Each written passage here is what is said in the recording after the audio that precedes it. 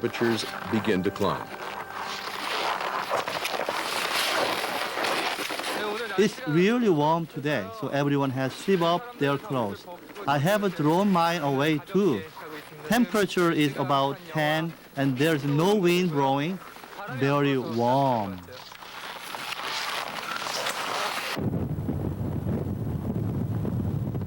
But the overnight temperature is still close to minus 40. Nylon tents provide the only refuge.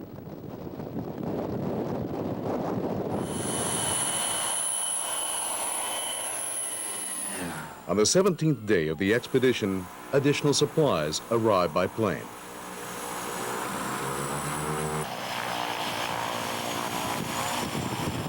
Also using the warm climate. And need clothes? We need a couple more people on the Best of all, they get a snowmobile. The more voters we have, the better.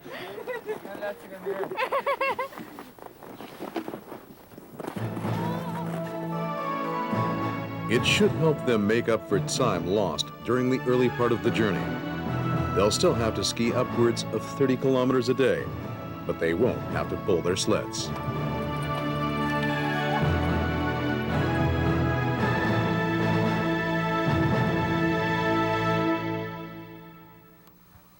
Going your way.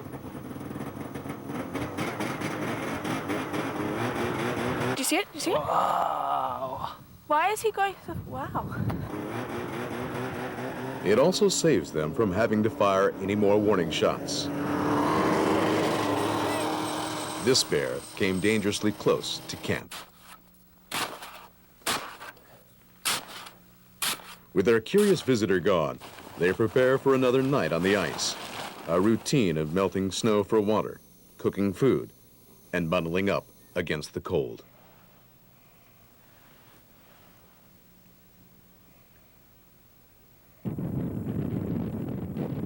But nothing is ever routine in the Arctic. During the night, winds pick up, creating whiteout conditions. Visibility drops, making it impossible for them to leave camp. Terrain is fair for landing, over.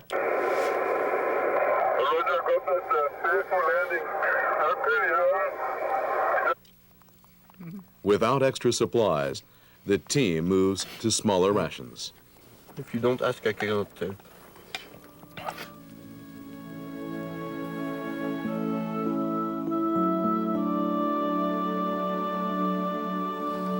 How's the temperature here? Almost -20. -20. Que te I quiero heard that. mucho. Yo también. The storm keeps everyone in their tents and on edge.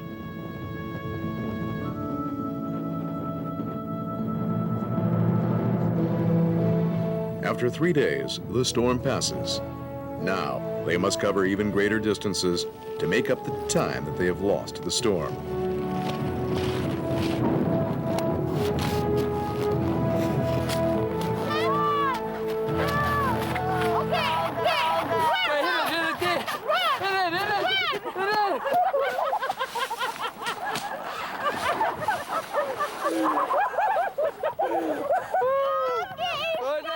Everyone is relieved to be moving again, and the mood is decidedly upbeat.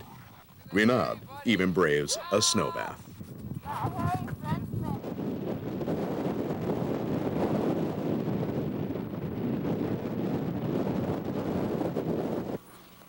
But covering a distance of 40 kilometers a day quickly wears them down.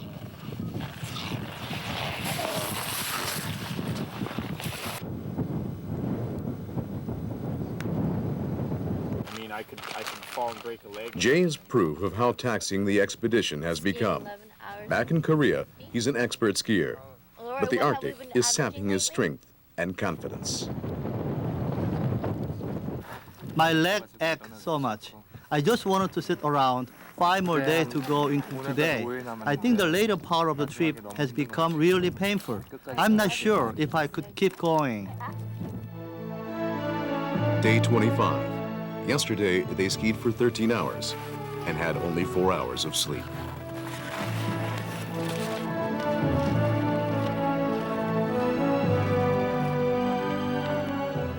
They stop only to eat, check their direction, and tend to frostnet and blisters. Each of them fights to stay awake, focused, and to remember that each small step takes them closer to their goal.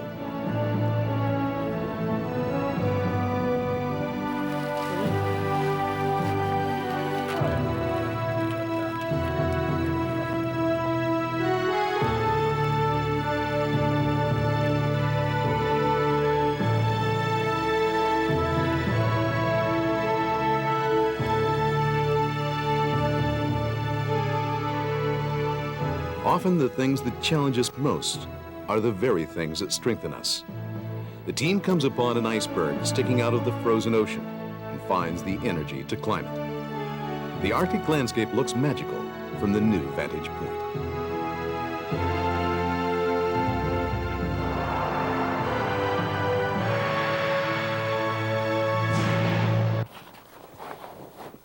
Day 30. There's something tangibly different in the air and visibly different on the snow. It's time to say goodbye.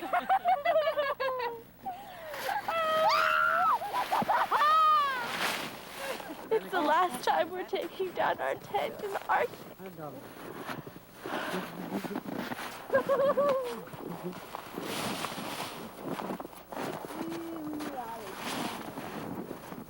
Today is the last day of the North Pole crossing. The final destination lies just 4 kilometers away.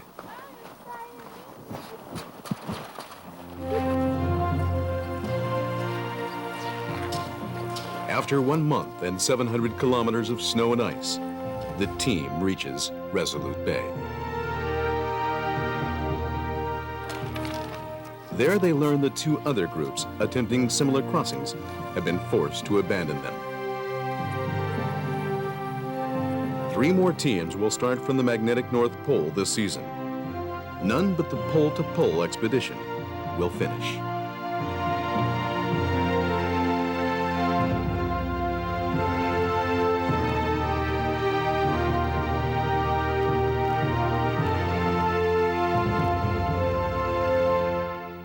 One month down, 8 to go.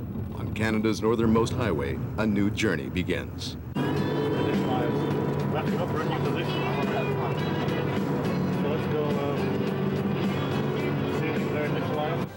Starting from the edge of the Arctic Ocean in the Northwest Territories, the team will bicycle south to Vancouver and then east across the Rockies and central Canada.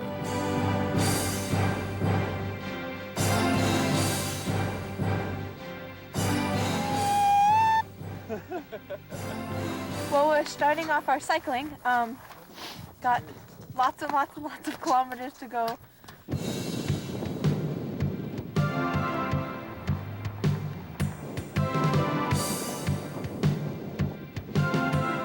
"9,000 kilometers just across Canada. They plan to cover this distance by bicycle relay. They cycle alone or in pairs, covering a total distance of 500 kilometers each day. The rest of the team travels in support vehicles. As they begin this new challenge, the magnitude of what they are attempting begins to sink in.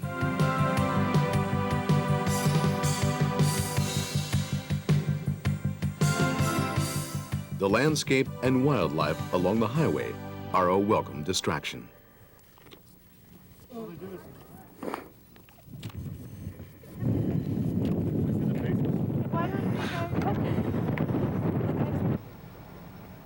This black bear is far less menacing than his polar brother, but just as curious.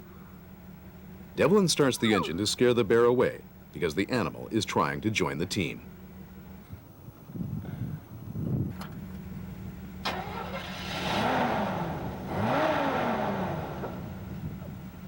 We've got something going on here. I'm not sure what it is. Over.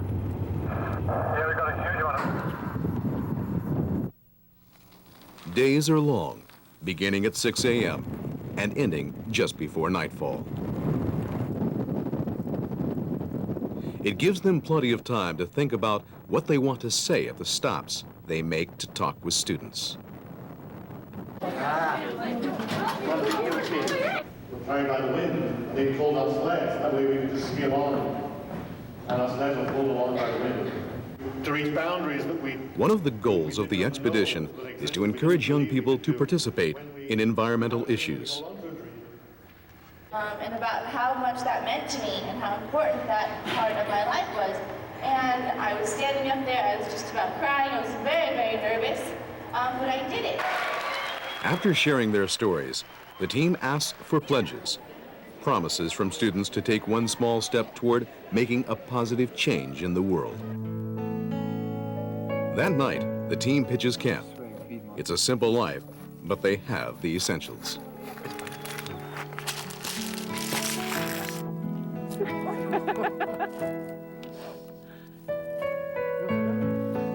Even haircuts are available. Naoki has decided to set up shop. Everyone finds something to do with their free time, but they're rarely far from each other. The most coveted activity has become time alone.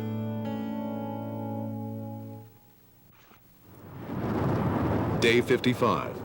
After 20 days on the road, they arrive at the outskirts of Vancouver. We're just about to start off on our kayaking little canoe, actually, into Vancouver, where we'll be staying for a couple days doing presentations.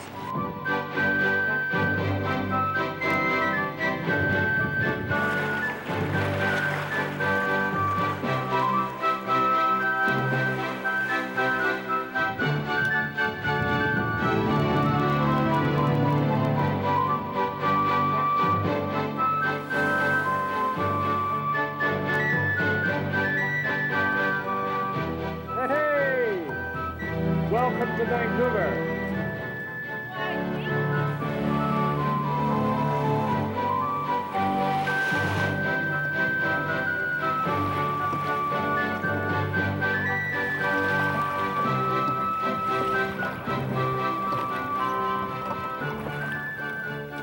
After 6 hours of paddling, they arrive in the city.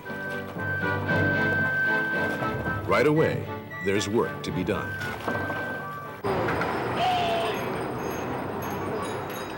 That evening, the team rides with hundreds of cyclists through the city, promoting an activity they become experts at, environmentally friendly transportation. Welcome to all of you. Dylan, let me start with you. How many of you are doing this? Yeah, there's 8 of us. Methods of transportation and... Their journey and their mission capture the public imagination and reach thousands of people through the media. Mental skills and emotional skills needed for the journey as well. Day 60. They begin the journey east to Ottawa, a distance of 5,000 kilometers. And they plan to do it in 25 days, no matter how bad the weather is.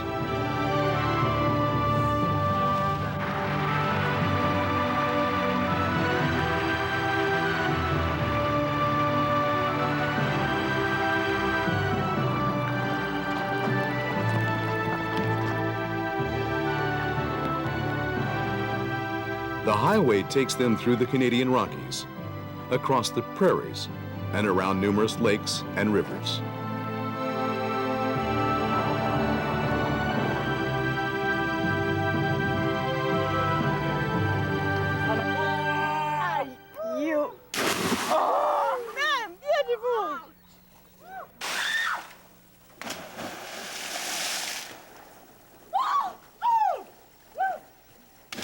Some places are just too tempting to pass up.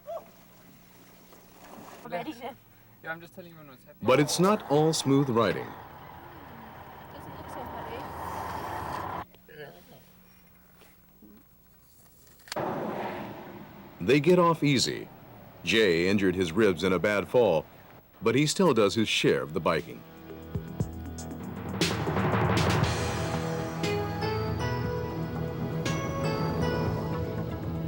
They're getting used to the physical demands of the journey, but there are other stresses. 3 months into the expedition, the pressure of living and traveling together is starting to show. I'm gonna just go off on my own somewhere by myself. Yeah, very intense. Learned a lot. So beautiful places. Balancing personal needs with team demands has become the biggest challenge of all.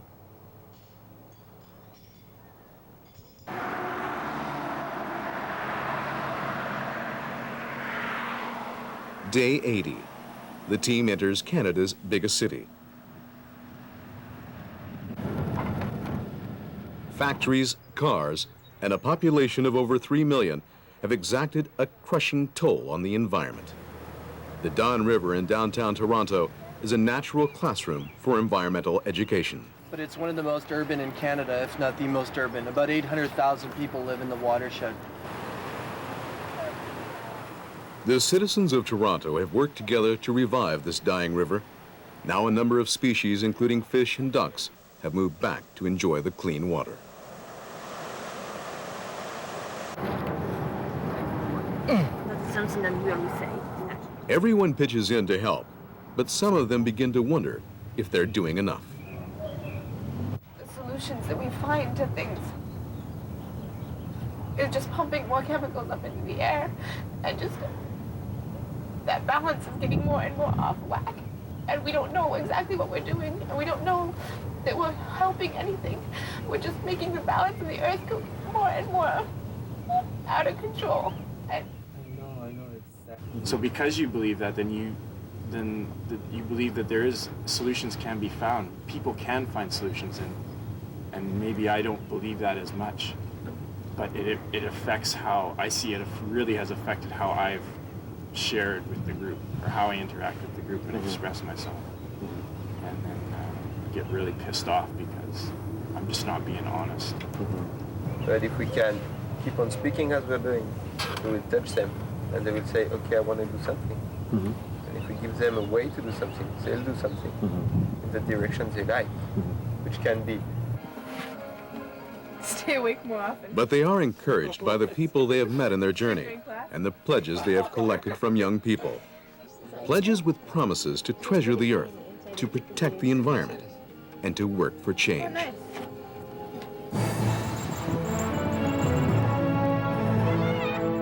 The next day, they bike 500 kilometers to Ottawa, Canada's capital city.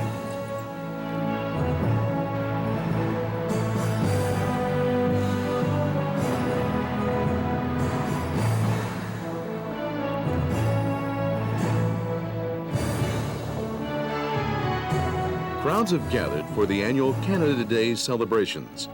Among them are youth camps who show up to meet the pole-to-pole team. After speaking to more than 5,000 students at schools en route, the presentations are becoming a little easier. I was on the way, then I saw her. Then can I just go like that and, hi, I'm Jay. Sarah Jane. Oh, Sarah Jane, I love you. It never works because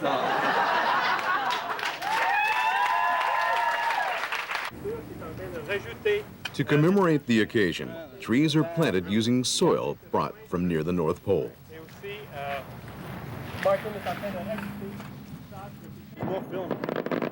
Later that night, there's a different reason to celebrate. Happy birthday!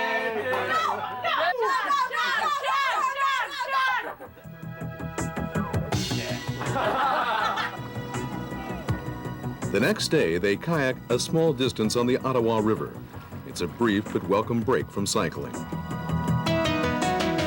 Leaving Ottawa, they head for the United States and the next leg of the journey. 25,000 kilometers through the Americas to the southernmost tip of the world.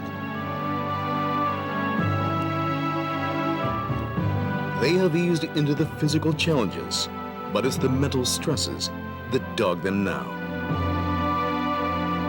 With 6 months of travel and an entire continent ahead of them, they'll need a different kind of strength for what lies ahead.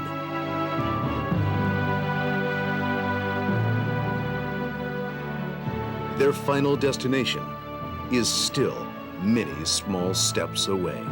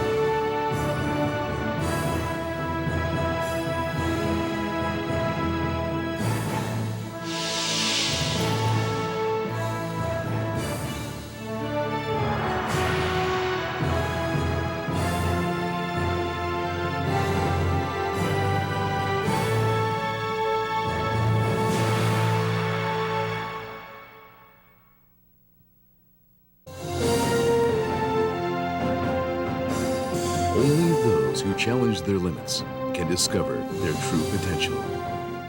Starting at the North Pole, a team of young people from around the world begin the ultimate adventure, a self-propelled journey crossing the Americas from the high Arctic to the South Pole.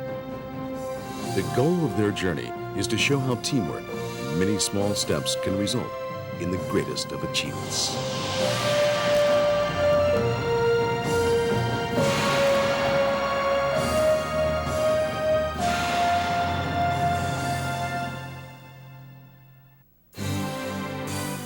Five months ago, these 8 young people began the adventure of a lifetime. They came from around the world, each chosen for their physical abilities and their commitment to global issues.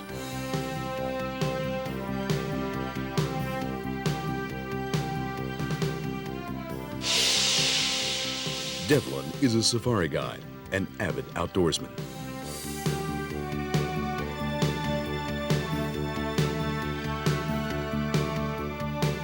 Mercedes is a nationally known triathlete and mountain climber studying environmental biology.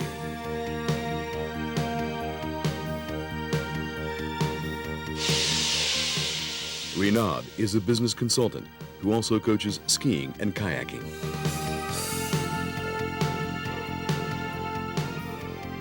Heidi is a university freshman and an environmental activist who has traveled and lived around the world.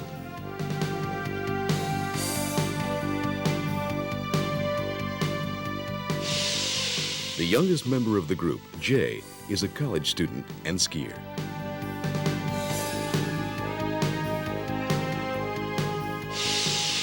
Jessica is a biology student and an active participant in humanitarian issues.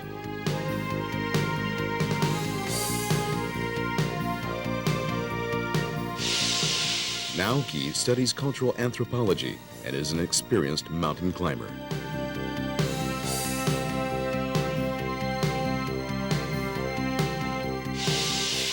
Dylan is a wildlife exploration guide and naturalist. They were brought together by Canadian explorer Martyn Williams. He devised the expedition to show how great achievements are the result of many small steps and to apply this ideal to global problem solving. 5 months ago, after a month-long training session in Canada, the team set off from the magnetic North Pole, beginning a 9-month, 40,000-kilometer journey.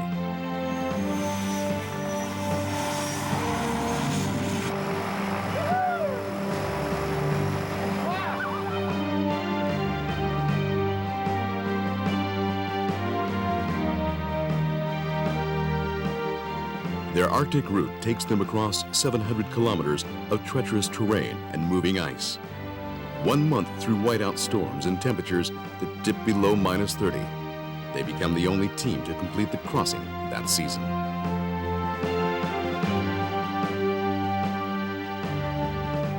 Then they begin a 2-month bicycle relay across Canada, down the West Coast, over the Rockies, and through the prairies. Every day brings new physical challenges, along with the constant pressure of living together as a team.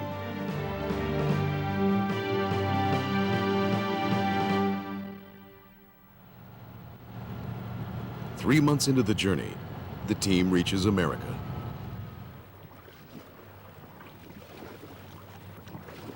To bypass the infamous New York City traffic, they choose a different route into town.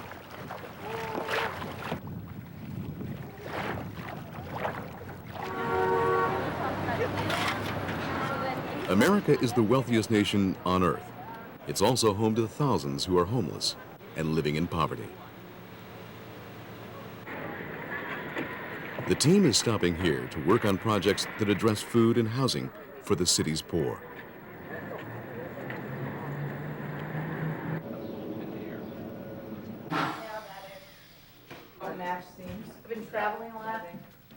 It's a small step, but they hope to raise awareness about these important issues and demonstrate that positive change is possible.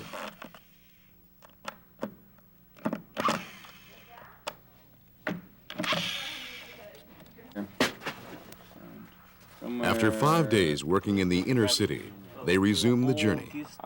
To make it to the South Pole in time for the new year, they'll spend the next 4 months cycling.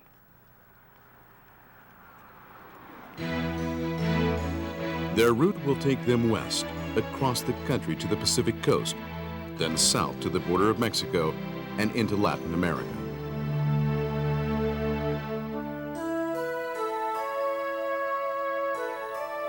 They've been traveling now for 4 months.